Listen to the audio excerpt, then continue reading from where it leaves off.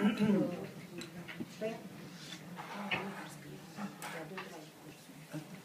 mets un peu de côté pour ne pas être devant. Voilà. Et donc je salue tous et chacun, beaucoup de visages connus et puis d'autres pas encore connus. C'est une grande émotion pour moi de pouvoir parler de ce cher monsieur Nguika. Je voudrais saluer en tout premier lieu mes frères et sœurs de Roumanie, n'est-ce pas? Bună ziua, lauda și fie Iisus și Maria. Voilà. Et pacea Domnului să fie pururea cu voi. Merci. Alors, effectivement, comme on vient de le dire, il y a eu beaucoup de liens entre ma famille beaucoup de liens entre ma famille et Vladimir Nguika. Entre autres, nous avons beaucoup de lettres qui ont été données à la cause de béatification, bien sûr, dont une lettre qui me touche spécialement puisqu'elle est écrite pour mon baptême où il n'a pas pu arriver à temps. Mais du coup, ça me laisse une trace visible. Voilà, et puis j'ai eu l'immense grâce, dès la chute de Ceausescu, de pouvoir aller interroger beaucoup de rescapés de la grande épreuve, toute cette série des pères Tertullian, Langa, Matei Boila et tous les autres, notre chère Oana, et tant d'autres, en enregistrant leurs témoignages, et même j'ai pu aller prier dans sa maison familiale, et même dans la prison de Jilava. Je raconterai ça tout à l'heure. Donc ça fait tout de même beaucoup de liens. Alors je me suis mis en couleur de Roumanie, évidemment, mais comme il fait très chaud, je vais ôter un petit peu. Je pense pas. C'est pas là que le roumain prend couleur de Roumanie. Alors ce très beau montage me rend grand service parce qu'il m'évite de dire beaucoup de choses, de reciter beaucoup de citations que j'avais prévu de citer, comme elles ont déjà été lues. Ça va me gagner un temps précieux. Alors, Monseigneur Nguika prend une actualité extrêmement forte maintenant, puisque le 27 mars, notre nouveau pape François a donc signé le décret reconnaissant les miracles et autorisant donc la béatification. Est-ce qu'on a déjà la date, la béatification et le lieu? C'est un secret peut-être, parce qu'il a peur de ne pas trop parler. Nous avons tous hâte de savoir. Voilà. Et en plus, c'est une année faste, puisque c'est les 140 ans cette année de sa naissance sur Terre, à Constantinople. C'est les 90 ans de son ordination sacerdotale, en 23, et nous entrons dans la 60e année de sa Pâque, de sa naissance au ciel, puisque ce sera fêté l'an prochain. Voilà, donc c'est une année tout à fait faste. Alors, ce qu'il y a d'impressionnant avec Vladimir Nguika, c'est que il a traversé l'histoire de l'Église comme une espèce de météore, une espèce d'étoile filante, sans laisser de congrégation, comme on dirait, stable, une communauté qu'il aurait fondée, un petit peu comme Catherine de Sienne, mais laissant un tel sillage de lumière qu'il a des disciples en sainteté dans le monde entier, et de plus en plus. C'est une comète, disons, qui laisse sa queue lumineuse dans le ciel de l'Église.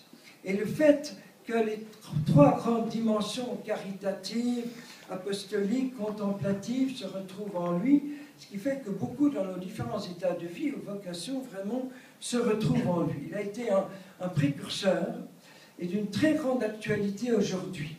Et je voudrais en 12 petits points, 12 étoiles, eh bien, flasher quelques points extrêmement actuels aujourd'hui. La première chose que je retiendrai, c'est le serviteur de la communion ecclésiale, le serviteur de l'unité. Donc ça a été un passionné jusqu'au bout de la communion de tous les baptisés, dans un même corps. Il va avoir ce passage à l'Église catholique, et puis plus tard son ordination, mais qui n'a absolument jamais été une rupture avec tout ce monde de l'orthodoxie, avec ses frères orthodoxes. D'ailleurs, il a combien de fois dit, on l'a vu tout à l'heure, il a combien de fois dit je suis devenu catholique pour être simplement plus orthodoxe, etc. C'est un épanouissement, mais absolument pas un renoncement, ce n'est pas une conversion. Voilà, il a beaucoup insisté là-dessus. Voilà. Et jusqu'au bout, il va entretenir de très grandes amitiés avec ses frères orthodoxes. Encore tout le régime communiste, ou plutôt en 1947, juste au moment entre le nazisme et le communisme, il va apporter des camions de vivres américains dans les monastères, ces merveilleux petits monastères orthodoxes de Moldavie, du nord de la Moldavie, dans les montagnes. Il va organiser jusqu'au bout, dans la petite paroisse gréco-catholique de Bucarest, comment il s'appelle, la petite église Saint-Basile. Voilà, Saint-Basile, voilà. Et des conférences très brillantes avec adoration du Saint-Sacrement entre orthodoxes, gréco-catholiques et catholiques latins. Voilà. Et il faut dire que, d'une certaine manière, l'Église de son cœur, celle avec laquelle il avait le plus de sympathie et de compassion aussi, ce sont justement les gréco-catholiques qui ont tellement souffert de la persécution communiste plus que tous les autres, et ne serait-ce que cela, ça le tournait. Mais comme il avait ce double atavisme orient-occidental, qu'il avait ce patrimoine héréditaire Orient-Occident, par sa mère, par son père, par cette double lignée, etc., par le fait qu'il a vécu une grande partie de sa vie en Occident, comme en Roumanie, à peu près 50-50, grosso modo, ça l'a rendu vraiment, par excellence, un homme d'église. Et je pense que il aurait été tellement heureux, mais il a été au ciel, il a dû jubiler lors de la grande visite de Jean-Paul II à Bucarest, qui a été une visite entièrement eucharistique, parce que sur 3 jours, il a eu la divine liturgie gréco-catholique dans la cathédrale latine, d'ailleurs. Il y a eu la divine liturgie, la même, selon le rite byzantin, par le patriarche Théoctiste de l'époque, et puis le 3e jour, encore la liturgie latine, mais bien déployée pendant 3 heures. Cela a fait 9 heures de célébration eucharistique en 3 jours. Voilà. Et tous les évêques orthodoxes assistants, mais sur le podium, donc tout proche à la liturgie latine, et vice-versa, tous les évêques latins et gréco-catholiques, ce qui était presque héroïque quand on connaît l'histoire, à la divine liturgie orthodoxe. Et c'est alors qu'il y a eu cette bouleversante baisée sur le front du saint, entre guillemets, cardinal Todea, un des rares rescapés héroïques de la grande épreuve dont nous parlons tout à l'heure, et que j'ai eu la grâce de connaître, de rencontrer plusieurs fois. Il m'a montré le lieu où il a été ordonné évêque clandestinement en pleine nuit. Et c'est dans ce même endroit que Jean-Paul II est venu poser ce baiser d'amour sur le front, vous voyez. Et puis nous avons toutes ces photos merveilleuses, mais qu'il ne faut pas oublier, de toute cette rencontre entre le patriarche de Bucarest et notre Saint-Père. Vous connaissez toutes ces photos, les 2 vieillards en blanc. Et alors, à la dernière messe finale, il y a la foule qui se met à crier comme un seul homme. La foule où tous sont mélangés, catholiques, latins, gréco-catholiques, surtout venus de Transylvanie. Ça a été un peu long pour le tableau, qu'on n'ait pas laissé le Saint-Père aller visiter nos frères à Cluj et à Blaj. Ça a été une grande déchirure, mais tout de même, ils étaient là, venus en nombre. Et donc cette immense foule en train de crier « Unitate, unitate, unitate ».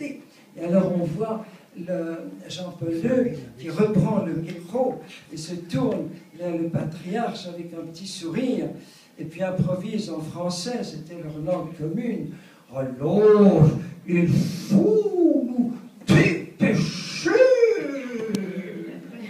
On nous dépêcher pour réaliser ce unitate. Et Jean-Paul II a souvent rappelé cet événement. Et quand Théoctiste est venu rendre sa visite à Rome, alors on les voit tous les deux, la basilique Saint-Pierre, côte à côte, tous les deux en blanc, chacun bénissant de son côté sur ce petit engin.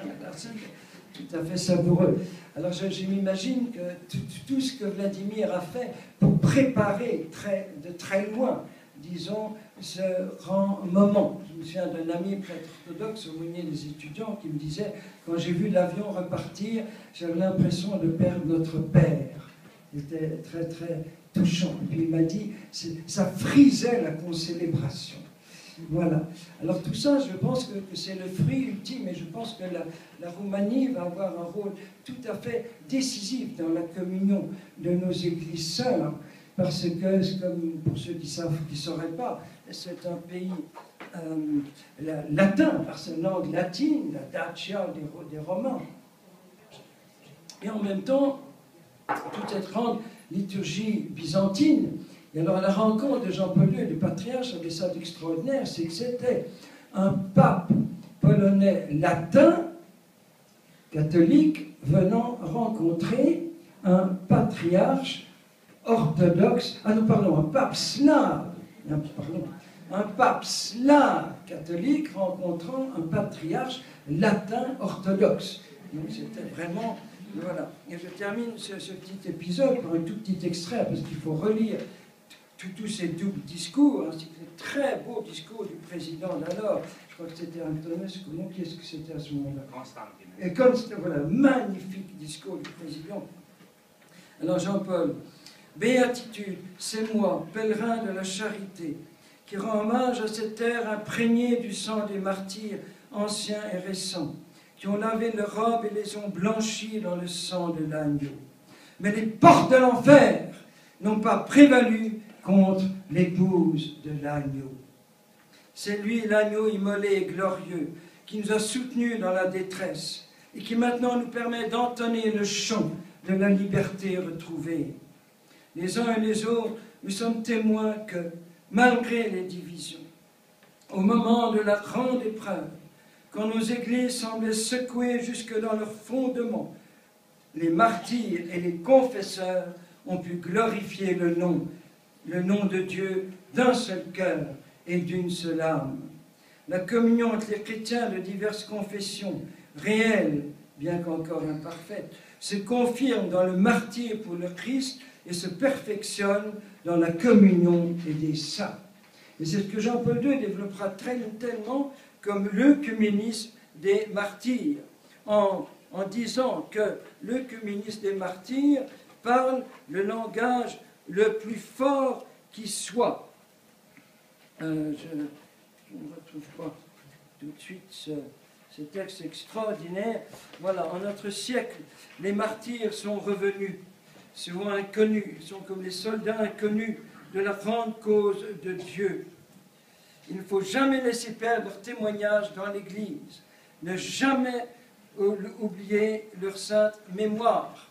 Donc toute actualité aussi, puisque Guica va représenter pour nous aussi, d'une certaine manière, ces innombrables victimes du totalitarisme communiste. L'œcuménisme des martyrs est celui qui est le plus convaincant. La voix de la communio sanctorum est plus forte que celle des fauteurs de division. Le martyrologe des premiers siècles a été le fondement du culte des saints. Il dira souvent, c'est tellement triste que au fond du goulag, au fond des cellules de Pitești, de Jihlava, eh bien, on ait pu prier ensemble, et que si souvent, quand la liberté est retrouvée, on retrouve nos stupides petites querelles et on se remet à se disputer. Alors que, mélangeant notre sang au même unique sang, dans le même unique calice du Christ, nous étions déjà totalement unis au fond du goulag. Et ça a été une des grandes déceptions, entre autres en Ukraine, en Russie, etc. Voilà. Et dans Oriental et Lumen, qui est peut-être la plus contemplative de toutes les lettres apostoliques de Jean-Paul II, il y a un moment extraordinaire où à la fin il dit « Pourquoi est-ce que orthodoxes et catholiques, et donc gréco-catholiques bien sûr en première ligne, ne pourraient pas célébrer ensemble les béatifications et canonisations et des martyrs du communisme ?» Et quand Oriental et Lumen est sorti, j'étais à Moscou. Et j'ai été invité au patriarcat pour présenter Orientale Lumen à une conférence d'évêques orthodoxes russes. Et donc j'ai cité cette phrase, vraiment prophétique et assez révolutionnaire. Alors, je voyais la tête des évêques orthodoxes, il y en a qui m'a dit après, oh, vous savez, nous, on n'en est pas encore là. Alors il faut encore du chemin, beaucoup de chemin pour en arriver là. Mais ce sera un rêve qu'un père Alexander Mann soit canonisé aussi par les catholiques, qu'un père Jerzy Popieluszko, ça a déjà été fait, le soit aussi avec les orthodoxes, et pourquoi pas notre cher Vladimir par l'église orthodoxe aussi. Quand Monseigneur Robout, il y a déjà une quinzaine d'années, donc l'archevêque latin de Bucarest, m'a dit, j'hésite beaucoup à entamer, ouvrir la cause de béatification, parce que j'ai peur que ça fasse un problème avec les orthodoxes. Il y en a déjà assez, donc on ne va pas en rajouter. C'était avant la visite de Jean-Paul II, donc on va peut-être éviter ça. Quelques jours après, je rencontre le métropolite Daniel Yashi, l'actuel patriarche, qui d'ailleurs avait traduit mon livre sur l'icône de la Trinité, dont il servait pour ses cours de théologie à Genève et à Archie, et je lui pose la question, je lui dis, mais est-ce qu'une béatification par Rome de Vladimir Guica ferait un problème? Il m'a dit, bien au contraire, parce que nous, orthodoxes, nous le vénérons, nous l'estimons, à tel point que nous l'avons mis dans notre livre officiel et des martyrs du communisme. Et nous l'avons aussi mentionné dans notre dictionnaire et des théologiens contemporains, orthodoxes. Nous l'avons mentionné. Alors je retrouve Monseigneur Robout quelques jours après, je annonce cette bonne nouvelle, sans savoir que le métropolite allait devenir patriarche quelques années après. Vous voyez? Et donc ce serait très beau qu'il y ait quelque chose de commun. Parce que ce que me disait le métropolite Daniel, il me disait, c'est une telle évidence, mais le simple fait qu'il soit martyr, mais ça fait disparaître toutes les causes de division, on n'en est plus là, c'est déjà dépassé dans la sainteté, on a tous mélangé nos sangs ensemble.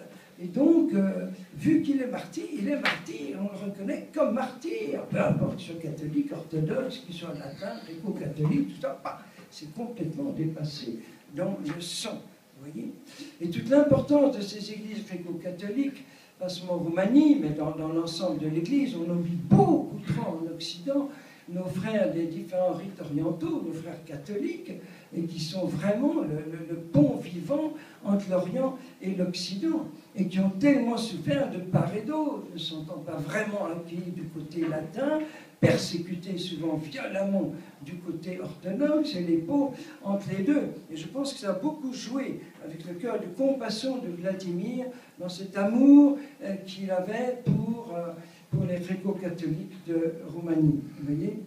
Voilà. Et ils sont la preuve vivante que catholique ne veut pas dire être latin, que catholique n'est pas synonyme de latin. C'est une chose extrêmement importante pour la catholicité. Non, je ne peux pas développer tout ça, mais tout de même, quelques citations de Jean-Paul II pour terminer tout cet aspect. L'Occident, ceci c'est une phrase de Guica. L'Occident éveille à l'aventure, l'Orient attend la surprise merveilleuse. Le soleil dit à l'un, suis-moi vers l'inconnu, le seul mystérieux, la source des astres, et le soleil dit à l'autre, que va-t-il apparaître sur l'horizon? Absolument génial, voilà. Les deux mentalités, je compare beaucoup à l'homme et à la femme, deux sensibilités différentes, mais faites pour être complémentaires. Jean-Paul II parlera des deux grands courants ayant la même source, la même eau, mais qui se colorent de couleurs différentes suivant les différentes cultures. Voilà. Les deux formes de la grande tradition de l'Église occidentale et orientale s'intèrent mutuellement comme les deux poumons d'un seul organisme. Dans les différentes cultures des nations européennes circulent comme une lymphe puisée à une source unique. Et tant d'autres textes que je n'ai pas le temps de citer. Donc je pense que Jean-Paul II a vraiment réalisé, puis dans sa foulée, bien sûr, notre cher Benoît XVI, et puis sûrement François, tout ce que Vladimir rêvait. Il écrit, il faudrait fonder en pays orthodoxe des petits foyers de charité, où les orthodoxes se sentiraient aimés, compris parce qu'aimés. C'est un journaliste qui pose au cardinal Schönborn de Vienne la question « Qu'est-ce que vous pensez des orthodoxes ?» Moi, je n'en pense rien du tout. Je les aime. Un journaliste un peu attrapé, etc. Et d'ailleurs, une des grandes intuitions de Vladimir, ça a été que ce sont les pauvres qui vont être justement un des lieux de communion ensemble.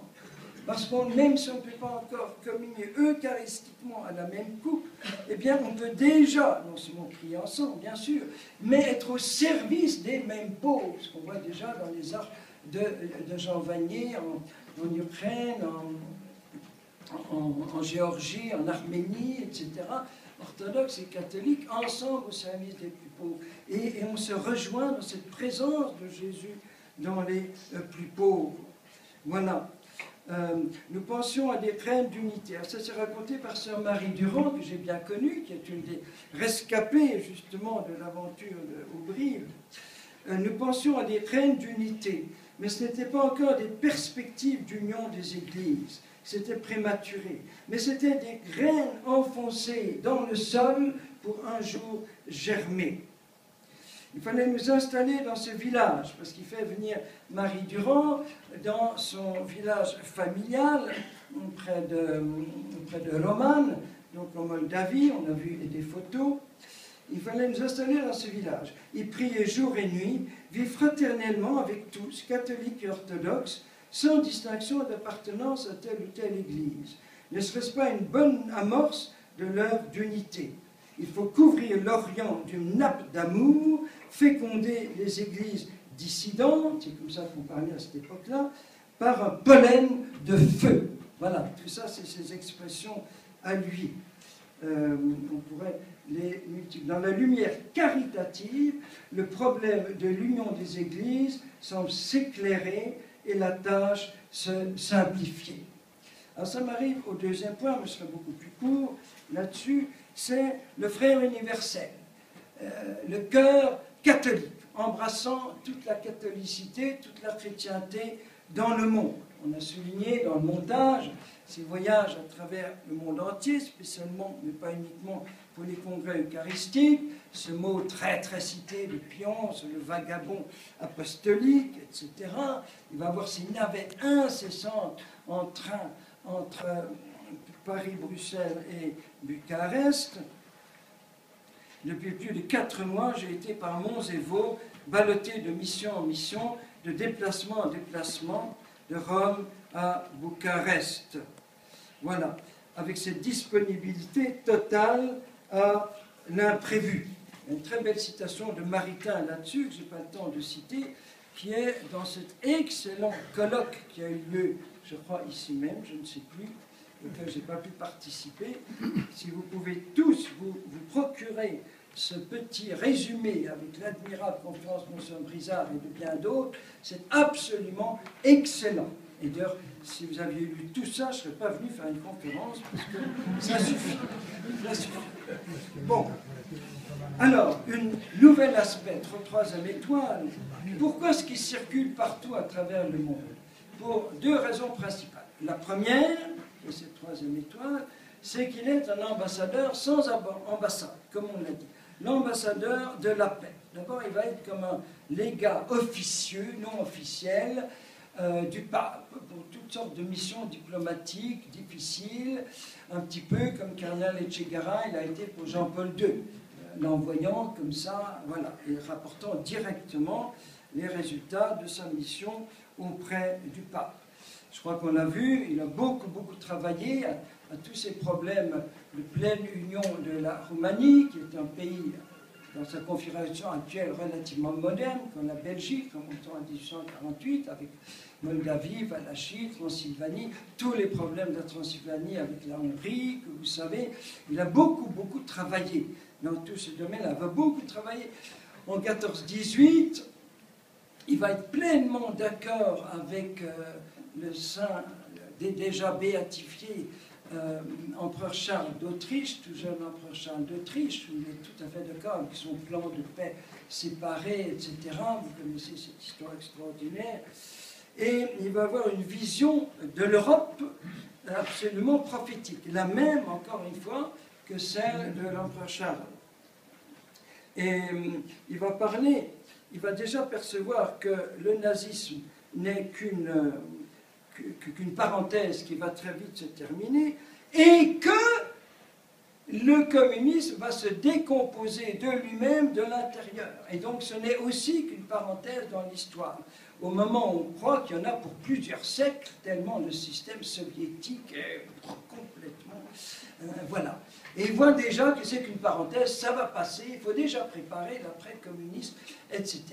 Il va déjà parler de l'Europe des nations, le grand thème que reprendra Jean-Paul II, entre autres à l'UNESCO, ici à Paris. Il parle de la spiritualisation des frontières et il méprise évidemment toutes les tyrannies, source de cruauté. Citation. Voilà. Alors, c'est trop long de lire toute la liste de toute son activité diplomatique, politique. Il insistait énormément sur la formation des chrétiens en politique. Alors là, c'est vraiment une urgence incroyable, parce qu'on se plaint de toutes les magouilles et de toutes les aberrations que nous amène la politique, mais peut-être que c'est parce qu'il n'y a pas assez de chrétiens convaincus, sérieux, courageux, dans ce monde épouvantable de la politique, et qui pourraient contribuer à l'assainir du dedans. Je ferme la parenthèse, mais ça c'est tout à fait la ligne du père Vladimir. Il faut promouvoir des chrétiens qui rayonnent dans le monde politique. Voilà. Et puis, quatrième étoile, l'autre cause de sa circulation incessante va être justement son alternance entre tout ce monde diplomatique, politique, princier. Il connaît toutes les têtes couronnées de l'époque, encore assez nombreuses à l'époque, personnellement, un nombre incroyable de ministres, de chefs d'État. Et avec ça, il a une deuxième vie, complètement inconnue de ceux que je viens de mentionner. Et ça va être les pauvres, et toutes les formes de pauvreté et de souffrance. Et il va faire continuellement cette alternance en étant déchiré de l'intérieur, de ne pas pouvoir se donner aussi complètement qu'il le voulait, et dans tous ces milieux politiques, diplomatiques, princiers, et avec les pauvres. Il voudrait être tout le temps avec les pauvres. Mais il y a le pape qui l'envoie, et donc c'est son devoir d'État aussi. Il va être crucifié intérieurement. Et aucun pauvre ne va soupçonner qu'il a toutes ces relations, que c'est un prince, personne n'en sait. Un petit peu comme Pier Giorgio Frassati, à une plus petite échelle, où ses parents n'ont jamais soupçonné tout son apostolat, comme on disait à l'époque, auprès des plus pauvres. Donc il alterne entre bidonville et palais, clochard et ministre, lépreux et prince, et tout le temps ce va-et-vient de l'un à l'autre. Et je n'ai pas besoin de décliner tout ce qu'il a fait, parce que ça a été très bien montré sur la vidéo. Je regarde s'il n'y a pas eu des oublis. Oui, je crois qu'on a un peu tout dit, les lépreux au Japon, tout ça. Et il écrira ceci: « Malheur à toi, si ton frère peut se figurer le ciel comme un endroit où l'on a chaud et où l'on a plus faim. Sois heureux de n'avoir pas d'autre consolation que de pouvoir consoler les autres. L'Esprit consolateur travaille à travers lui. Il ne supporte pas une seule souffrance. Déjà, à 6 ans, dans une rue de Toulouse, il donne tout ce qu'il a à ce qu'on appellerait aujourd'hui quelqu'un qui n'a pas de toit. Et nous rappelle cette grande gloire de l'Église que depuis 2000 ans, ce sont les disciples de Jésus qui, toujours et partout, ont été les premiers sur le front de la lutte contre la souffrance, contre la misère, contre la mort, contre la maladie. Voilà. Et ça, c'est l'une des plus grandes gloires de l'Église. Je prends l'Église globalement, avec tous nos frères baptisés. C'est la caractéristique, une des caractéristiques les plus fortes des baptisés, que nous rappelle le pape François récemment. Et que dans tous ces cas de souffrance, les baptisés sont là. Et quand tout s'écroule dans un pays, comme au Congo de l'Est en ce moment, les seules écoles, hôpitaux, dispensaires, léprosiers, orphelinats, etc., qui subsistent, ce sont ceux de l'Église, alors que tous les autres sont en ruine, parce qu'il n'y a pas de salaire. et parce que dans ceux des chrétiens, on travaille pour la personne de Jésus, vous voyez. Et en plus, toutes ces écoles, dispensaires, hôpitaux, etc., accueillent tous, quelle que soit leur ethnie, tout ça. Et donc tout ce qu'a vécu Vladimir nous rappelle cette gloire de l'Église. Mais il ne veut pas seulement soulager, voilà, il va fonder la petite étable, ça on n'a pas assez bien dit là, le Bethléem marié, la petite étable des 8 béatitudes. Et c'est un trait de génie, parce qu'il forme une petite fraternité d'infirmières consacrées, j'en ai très bien connu une, il me semble bizarre aussi, notre chère Hélène Danubia, c'était son nom d'écrivain, Eugénie Mikhailovitch, cette jeune médecin qui avait étudié médecine en Suisse et qui est venue, justement la première, je crois que c'était la première, à répondre à son appel, et qui tente tout pour commencer cette petite Bethléem mariée pour, je cite, l'opération de circulation divine de l'amour. Voilà, faire circuler depuis, on verra tout à l'heure depuis où, voilà. Quand on parle de quelqu'un, dit Emmanuel, je crois, Kosmovitch, il n'y a pas moyen de savoir s'il s'agissait d'un prince ou d'un ouvrier. C'était toujours seulement un enfant de Dieu. Nouvelle étoile, il ne va pas seulement se pencher sur la pauvreté, se dévouer jusqu'à aller suivre des cours de sciences médicales pour les lépreux, ici à Paris, rêvant de retourner au Japon, dans les léproseries du Japon. Voilà, on n'a pas dit ça. C'est incroyable jusqu'où il est allé. Mais il veut vraiment basculer dans leur monde, vivre pauvre parmi les pauvres. Et alors c'est toute l'épopée de Villejuif qui a été bien évoquée là, dans son petit wagon de chemin de fer. Je me suis réveillé un matin avec une idée fixe.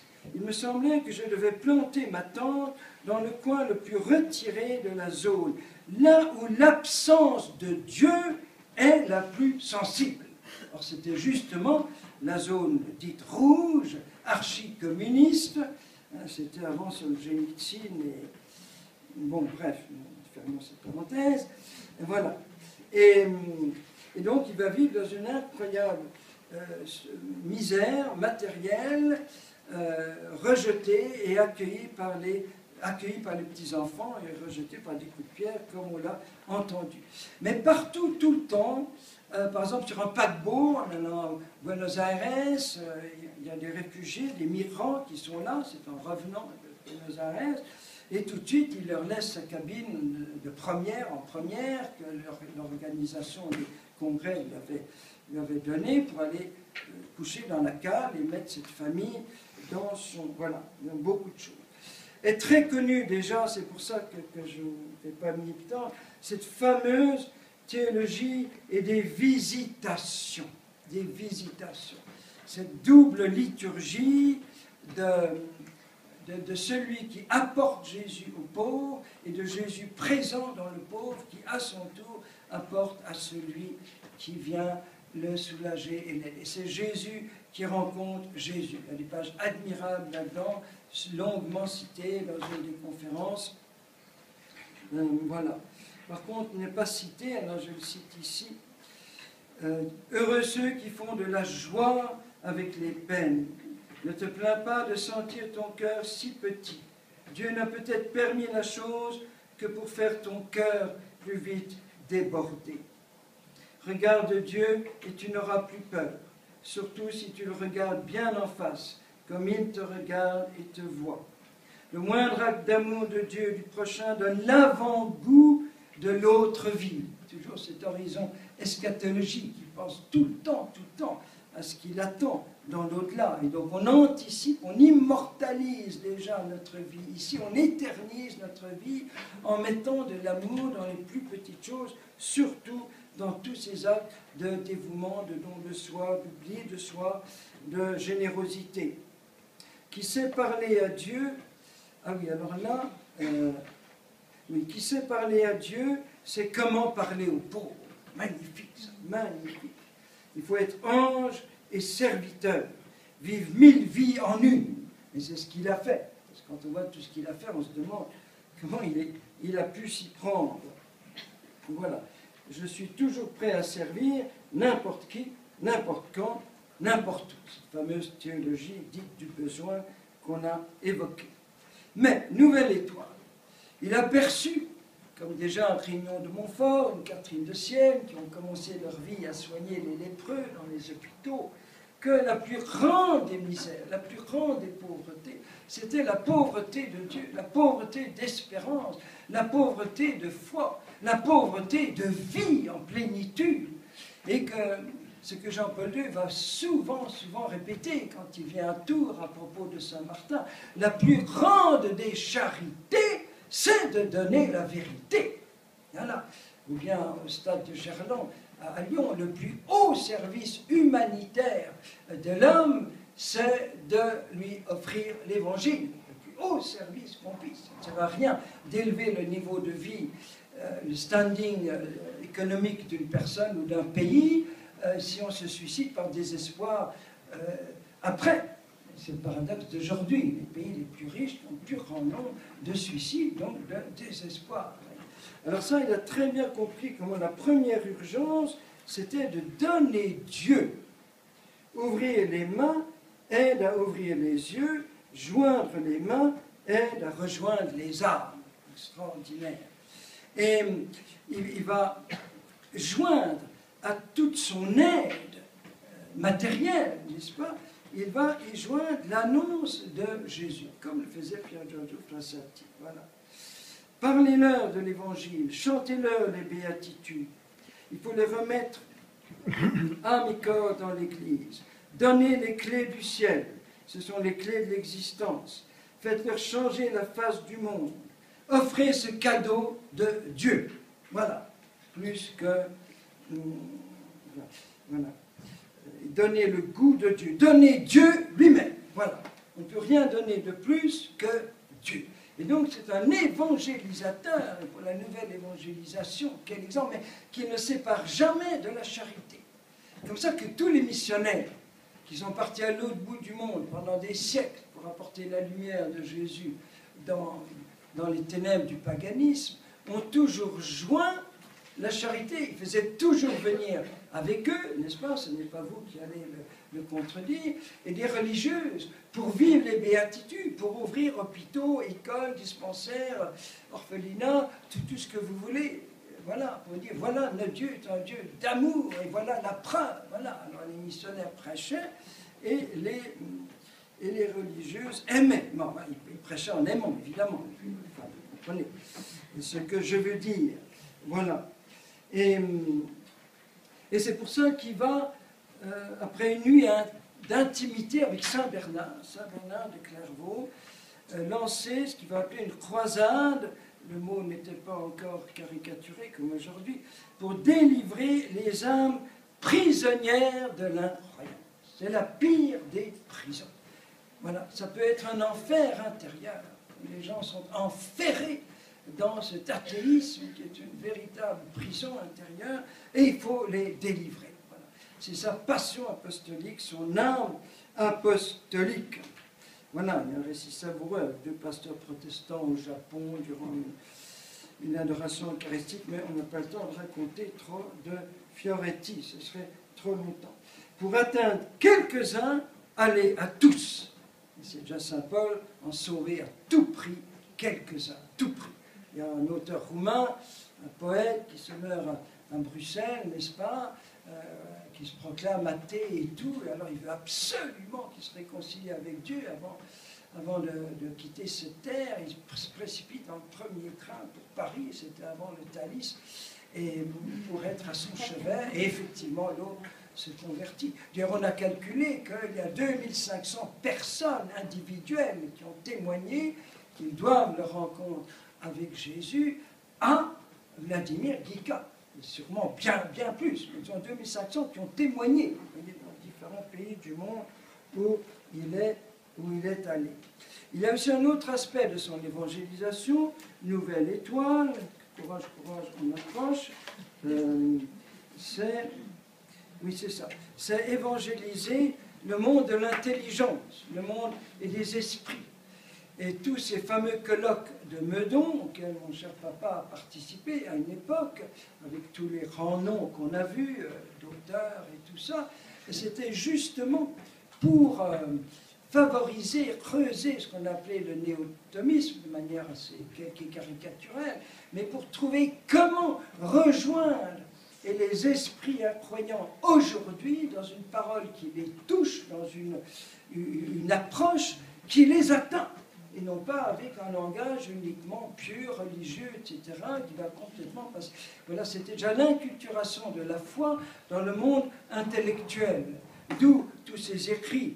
Il n'a pas beaucoup écrit, mais ça aura une énorme diffusion. Et surtout ces fameuses petites pensées pour la suite des jours.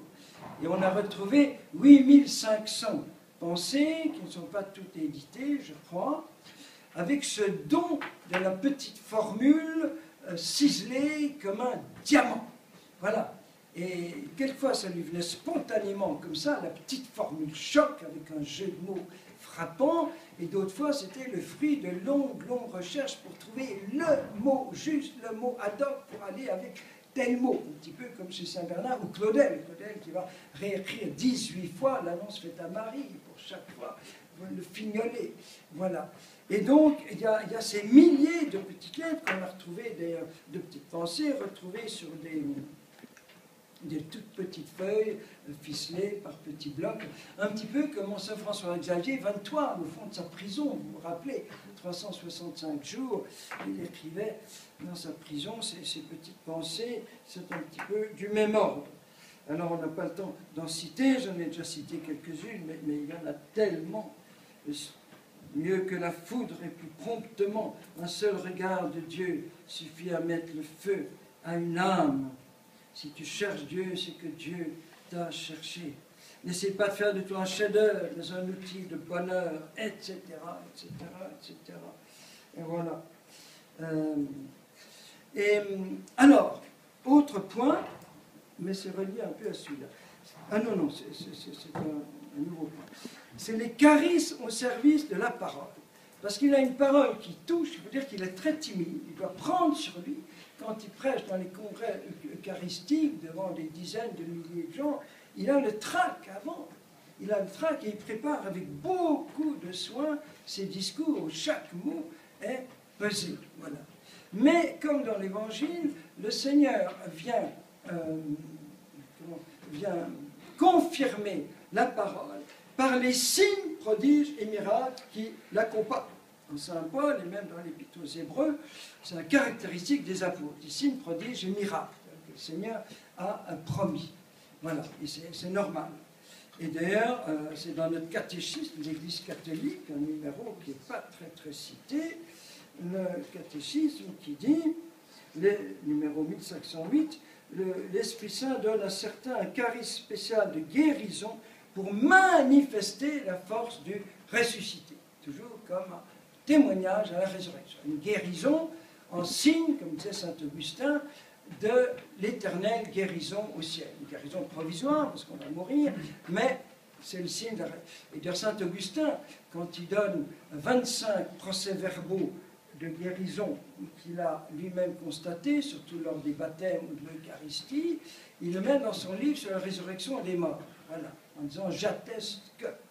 Saint Augustin avait dit au début de son épiscopat à Hippone que toutes ces guérisons miracles s'étaient réservées au premier temps de l'Église, et il s'est rétracté 30 ans après en disant « je me suis trompé parce que depuis j'ai vu tellement de ces guérisons ».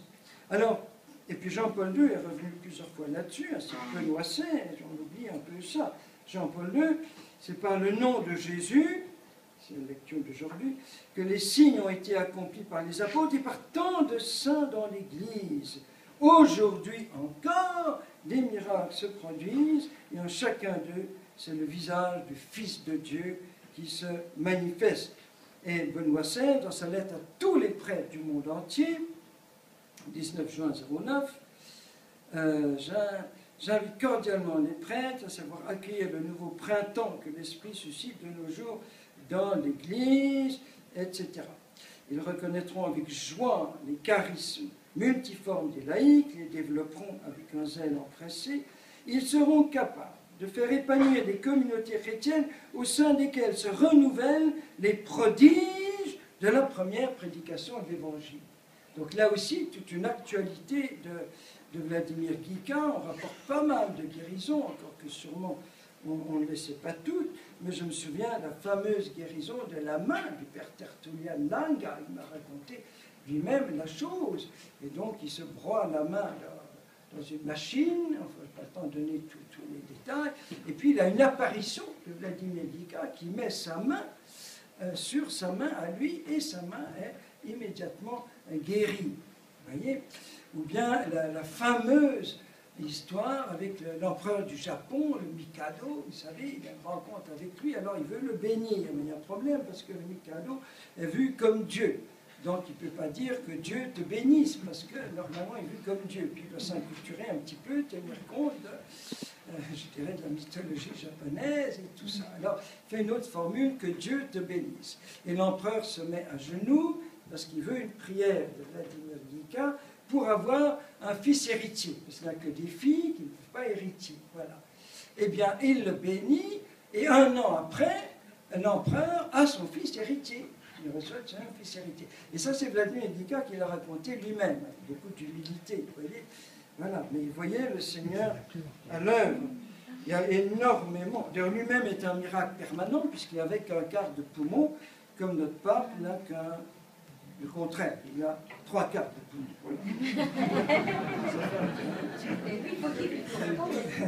Et malgré ça, il fait ses 10-16 km tous les jours dans la rue de Bucarest pour économiser, pour donner plus aux pauvres. Il ne veut pas prendre le vieux tram de Bucarest de l'époque. Mais là, nous anticipons un petit peu. C'est déjà.